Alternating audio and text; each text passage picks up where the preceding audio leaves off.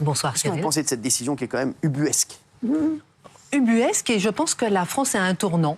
Ouais, moi aussi. Ouais.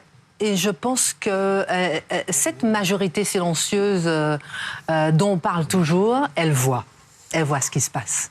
Elle ne peut pas s'exprimer, oui, elle ne peut pas s'exprimer, mais elle voit ce qui se passe. Combien de personnes j'ai rencontrées depuis ces semaines, ces mois derniers, qui m'ont dit « mais qu'est-ce qu'on peut faire ?»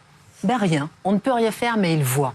Et je pense que non seulement ils voient, mais ils pourront agir d'une façon ou d'une autre. Ça peut être lors d'élections, ça peut être une occasion, mais les Français voient ce qui se passe. Et on peut se poser la question de savoir, lorsqu'on a 300 chaînes télé en France, c'est-à-dire on a une telle richesse, on n'est plus autant de l'ORTF où on avait une ou deux chaînes, on a 300 chaînes, le téléspectateur a le choix et qu'on ferme une chaîne. On peut se demander, lorsque nos agriculteurs ont faim, on ferme une chaîne. Lorsque nos jeunes filles se font violer tous les jours, on ferme une chaîne. Lorsque on voit à quel point nos enfants tombent dans la pornographie, il faut entendre les policiers en parler, il faut entendre les enseignants en parler. C'est une chaîne qu'on ferme. On ne fait rien pour la pornographie, on ne fait rien pour la violence, on ne fait rien, mais c'est une chaîne qu'on ferme. Barbara, tu ne t'en fous pas du tout. Ah non, je trouve que c'est absolument, mais c'est au-delà du scandale. Pour une fois, la saillie régulière de Charles veut bien tout dire. On est vraiment en URSS.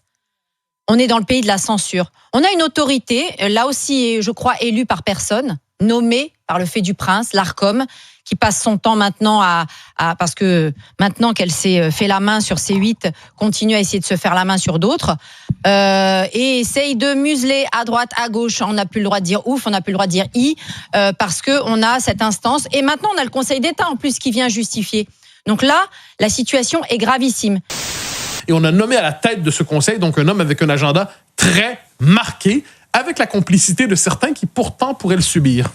Alors on l'a dit, le RN s'est abstenu dans le cadre de cette nomination. Que faut-il comprendre? Beaucoup se posent des questions. Ouais, c'est le moins qu'on puisse dire. Alors, on pourrait dire qui comprendre? Pas grand-chose, à moins qu'on puisse faire c'est une hypothèse, en fait, qu'il y a un deal. Alors, on sait, avec raison, Marine Le Pen est très inquiète du procès qui vise à l'exécuter juridiquement pour la chasser de la vie politique. Réponse 31 mars. Est-ce que nous pouvons considérer qu'il y a un deal, une entente implicite, secrète, je sais pas comment le dire, autour de cette nomination sur le mode on vous soutient, mais quand viendra le temps et qu'il sera possible de faire un dernier geste juridique pour casser cette tentative d'exécution, eh bien, est-ce qu'on pourra compter sur vous? Donc, on n'en sait rien, mais c'est l'hypothèse. On lit aujourd'hui, tous supposent qu'il y a quelque chose comme ça derrière cette nomination.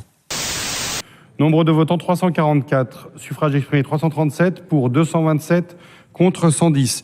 La proposition de loi visant à renforcer les prérogatives des officiers d'état civil et du ministère public pour lutter contre les mariages simulés ou arrangés est adoptée par le Sénat.